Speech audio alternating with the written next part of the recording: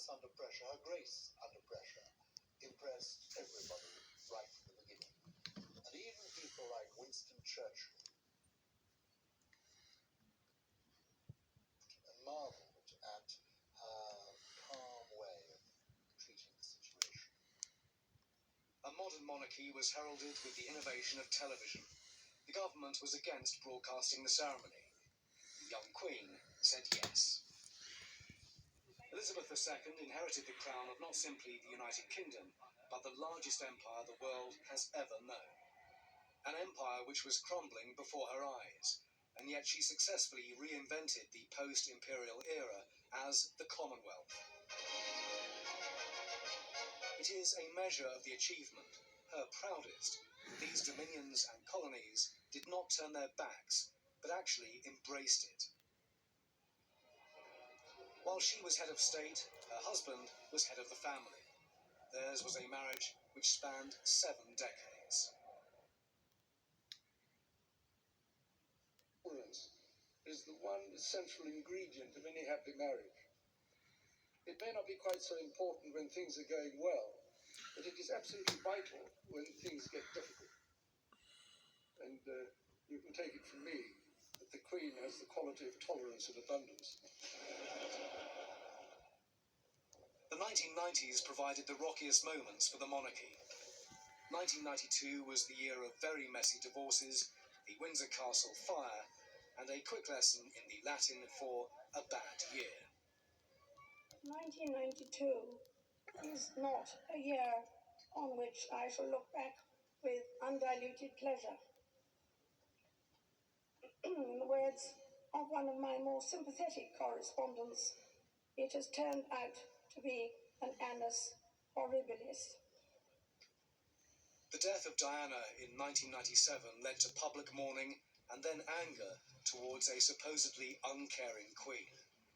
The focus became the bare flagpole at Buckingham Palace. Protocol dictated no flag was flown if the Queen was not in residence. The Queen was 500 miles north at Balmoral, looking after her grandsons. The atmosphere in this city was quite extraordinary. It was a week that I think I will never ever forget for the intense and extraordinary reaction the British public had to this. And I think she did the kindest and most wonderful thing she could have done to her grandchildren. At the end of the week, the Queen travelled to London and, on the eve of the funeral, made this live broadcast. What I say to you now, as your Queen and as a grandmother, I say it from my heart. First, I want to pay tribute to Diana myself. She was an exceptional and gifted human being. All sympathy was with Diana's children. Most of the bitterness was directed at Charles rather than his mother. 1997 was a low point in public support for the institution, but it recovered more quickly than any royal aides had dared to hope. In early 2002, the Queen lost both her sister and her mother. Amid sympathy, recognition too that she was now matriarch of the nation. That summer, it turned into joy for the Queen's Golden Jubilee. What hadn't been anticipated was how widespread the celebrations would become. Her son and heir paid this tribute on her 80th birthday in 2006. During all those years, she has shown the most remarkable steadfastness and fortitude, always remaining a figure of reassuring calm and dependability. An example to so many of service, duty, and devotion in a world of sometimes bewildering change and disorientation. After years of turbulence and worry, there's no doubt the Queen was delighted with the way the family firm had sorted itself out. Many hard lessons had been learned by the time Kate Middleton was welcomed into the fold, and the royal wedding of 2011 proved the world was still entranced.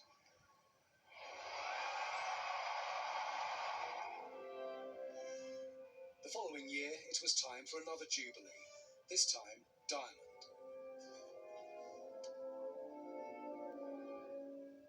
During these years as your Queen, the support of my family has, across the generations, been beyond measure. Prince Philip is, I believe, well known for declining compliments of any kind. But throughout, he has been a constant strength and guide. The centrepiece was the Diamond Jubilee weekend in June, which included the soggy but spectacular Thames pageant. The 90-year-old Duke of Edinburgh, ever the Navy man, enjoyed it, but his body did not, and he was taken to hospital the following day. It meant he was not at his wife's side for the rest of the festivities, and all of a sudden, she looked very alone. The final balcony scene was all about symbolism, the Queen making it clear there is no chance of the crown skipping a generation. Charles and Camilla will take over, then it will be the turn of William and Catherine. The succession was already safe, and then came George, a future king named after the Queen's beloved father. Towards the end of her reign, to mark the 65th anniversary of her coronation, the Queen granted an unprecedented interview.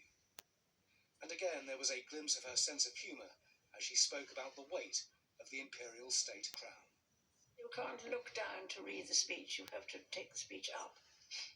Because if you did, your neck would break, it would fall off. So there are some disadvantages to crowns, but otherwise they're quite important things. American divorcee Meghan Markle was welcomed into the fold in 2018. It was seen as a transformative moment for an ancient institution. When, less than 2 years later, the Duke and Duchess of Sussex decided to withdraw from royal life, the Queen's personal statement was full of sadness, but she wasn't going to make them stay. In the 2020 pandemic, there was an echo of the Blitz spirit. Everyone knew what the Queen was talking about when she said this. We will be with our friends again. We will be with our families again. We will meet again.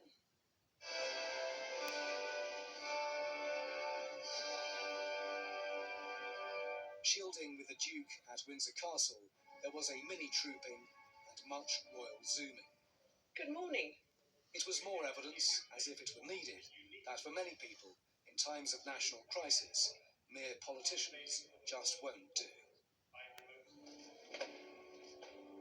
The grief over Philip's death, just a few weeks short of his 100th birthday, was exacerbated by the COVID restrictions, which meant the Queen had to sit on her own during the service. So many other families had already been through this, and the Queen would not seek nor expect an exemption. But to many, it seemed cruel.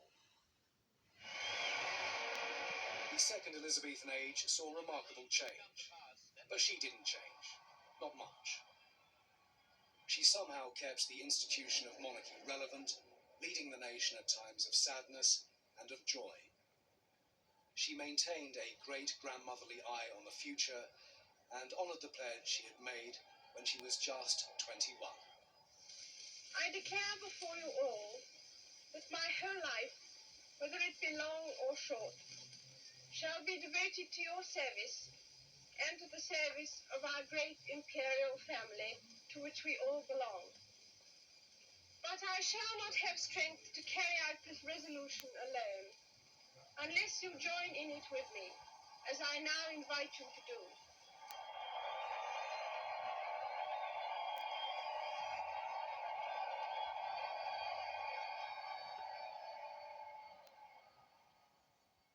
Those are Simon's reflections on the incredible life and reign of Her Majesty the Queen. And if you're just joining us on 5 News, it's a special programme tonight, and we're bringing you the incredibly sad news of the death of Her Majesty the Queen, which was confirmed around about 20 minutes ago with a statement from the royal family. This is what they said. The Queen died peacefully at Balmoral this afternoon. The King and the Queen Consort will remain at Balmoral this evening and will return to London tomorrow. You can see those crowds outside Buckingham Palace. We can also show you the scene at Balmoral We've seen those gates open on numerous occasions over the course of the last few hours as various members of the royal family have arrived to be with the Queen at her bedside. We heard a statement from her doctors around about midday today, but confirmation in the last few minutes that the Queen has sadly passed away today. And all sorts of reflections. I know you're probably having your own as you watch this and you think about her long reign, 70 years on the throne, all those many jubilees over the years, and we will be getting reflections on the Queen's reign and on her sad death, and we are awaiting news from number 10 as well. We're going to stay on air until 8 o'clock tonight.